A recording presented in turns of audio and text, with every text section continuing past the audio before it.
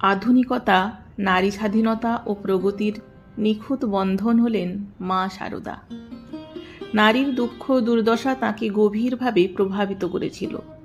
তিনি সব সময় নারী শিক্ষা ও তাঁদের অর্থনৈতিক স্বাধীনতার উপর গুরুত্ব আরোপ করতেন।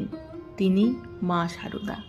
তিনি বলছেন, সন্তানদের অনেককে তো দেখি নিজেদের ভুল ত্রুটি অপরাধের ইয়ত্তা নেই, তবু তারা চায় বউঝিরা তাদের কাছে নত হয়ে থাকুক। এই অন্যায়ের ফলে যে দিন আসছে, মেয়েরা আর পৃথিবীর মতো সইবে না। এই উক্তি যখন হচ্ছে, ভারত তখন পরাধীন। স্বাধীনতার জন্য আন্দোলন চলছে। মেয়েরাও এগিয়ে আসছে সেই সংগ্রামে অংশ নিতে। সালটা 1917। যুগান্তর বিপ্লবী দলের 3 স্বাধীনতা সংগ্রামী অমর